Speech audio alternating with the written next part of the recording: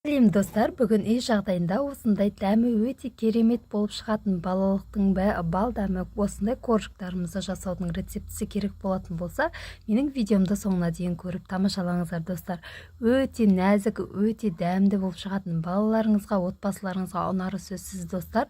Балаларыңызға осылайша пісіріп дайындап қойсаңыздар, мектепке, садикке барған кездерінде салып жіберсеңіздер өте дәмді әрі тойымды коржиктарды жасап үйреніңіздер достар. Керекті ингредиенттердің барлығын осы видеоның төменгі жағында описание бөліміне қалдыратын боламын достар. Егер де менің видеом ұнаса, маған подписация жасап қоңыраушаны басып қойуды ұмытпаңыздар. Менің арнамның дамуына үлес қоса кетіп достар.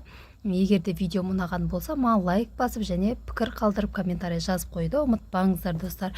Енді бізге алдымен керекті ингредиенттеріміз сахар, шекеріміз, майымыз, сүтіміз, разрыхителіміз, ұнымыз, тұзымыз және жұмыртқамыз қажет болады. Осындай құрғақ ыдыстарымызға алдыменен сүтіміз бен шекерімізді қосып жақсылап венчиктің көмегімен араластыратын боламыз. Осылай тостағанға, темір тостағанға құйып алыңыздар достар сүтті.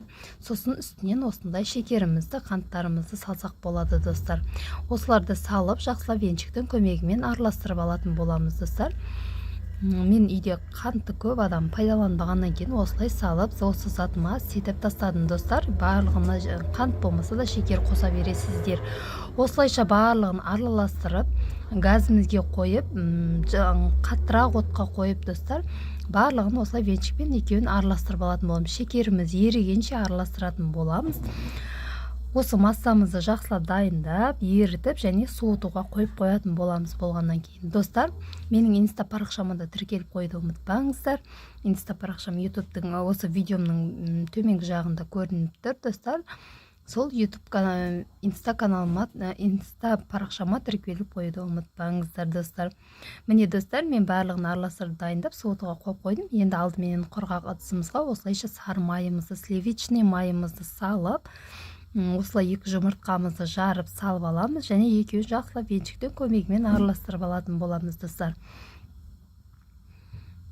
Достар, осылайша екеуін араластырып аласыздар. Негізінде майды ерітіп алудан қажет жоқ. Бөлме температурасында болса болғаны, осылайша екеуін жақсылап араластырып алатын боламыз достар.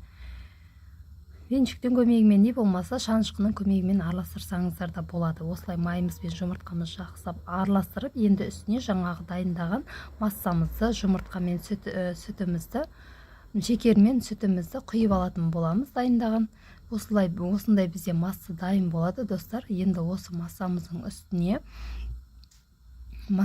үстіне ұнымыз елегештен өткен болуы керек, шарт достар. Кез келген затты істерден бұрын ұнымызды електен өткізіп істеген өте пайдалы бізге. Әрі оның үстіне істеген затымыз ісіп, әдемі болып көтерілу үшін де бізге ұнымыз електен өтуі қажет. Міне достар, осы сүтімен қант араласқан массамды, маймен жұмыртқа араласқан массамды екеуін бір-біріне араластырып, жақсылап барлығын ерітіп, шекерлерімді ерітіп алдым достар. Енді кішкене шым-шым тұзымызды салып, тағы да венчиктің көмегімен бір келкетіп, бір араластырып алып, осы елегештен өткен ұнымыздың үстінен разрыхителімізді салып, ұн мен разрыхителді екеуін бірге араластырып алатын боламыз. Барлық ингредиенттердің грамм массасының барлығы осы видеоның төменгі жағында описание дейтін бөлімге толық рецептін қалдырамын достар. Соған қарап жасасаңыздар болады. 100% өте керемет болып шығады достар. Осылайша ұнымыз бен разрыхителімізді жақсылап араластырып, ұнымызды 3-4 бөлікке бөліп, массамыздың үстіне салу арқылы басында венчиктің көмегімен араластырамыз, одан кейін жаймен қолмен қамыр етіп елейтін боламыз достар.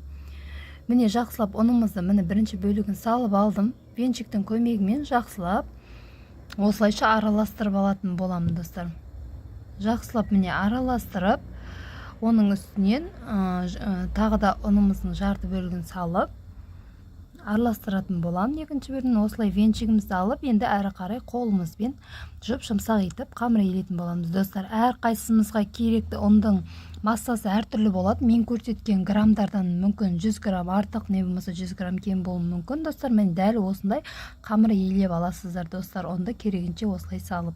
Енді осы қамырымызды морозилкаға 30 минут 40 минутқа қойып қоятын боламыз достар. Себебі ішіндегі біздің майымыз қатты болғаны дұрыс. Әзір жайған кезде еріп былшылдап кетпеу үшін достар. Міне мен морозильниктен алдым қамырымды, 30 минут қойып кішкене қатайтып алдым қамырымды. Енді осы қамырды екіге бөліп алатын боламыз ортасынан достар. Мен көптеу шығу үшін осы ингредиенттерін қостым. Егерде аздау керек дейтін болсаңыздар, осы салған ингредиенттерінің жарты массасын ғана пайдалансаңыздар болады.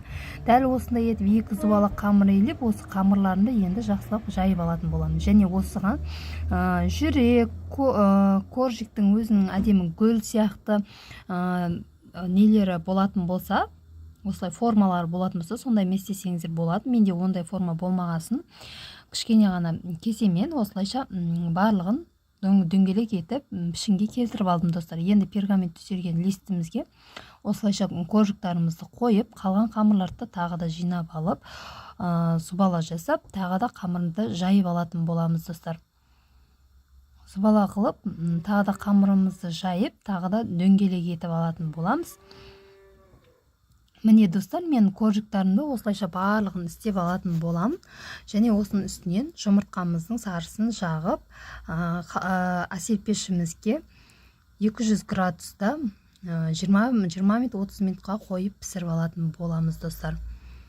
Міне достар, мен коржиктарым пісіп барлығы дайын болып шықты достар. Өте әдемі, желімтал, дәмі де, тәттісі де өте керемет нормамен болған достар. Бетіне сахарный пудраны сеуіп, осылай сәндеп қойдым достар. Егерде менің істеген затым сіздерге ұнап жатса, маған лайк басып, комментария жазып қойды ұмытпаңыздар достар. Менің арнама подписация жасап, қоңыраушаны басып қойды ұмытпаңыздар. Осы қазақша ютубымыздың дамуына үлес қосып достар, менің YouTube каналымның дамуына үлес қосып, менің арнама подписация жасап, қоңыраушаны басуды ұмытпаңыздар достар. Алдын ала рахмет, Алла разы болсын. Келесі жолы қандай рецепт салу керектігін, қандай заттың рецепті керек болатын болса, комментария бөліміне жазып қалдырсаңыздар болады достар. Сіздермен бірге болған Алмагүл, жасап көріңіздер.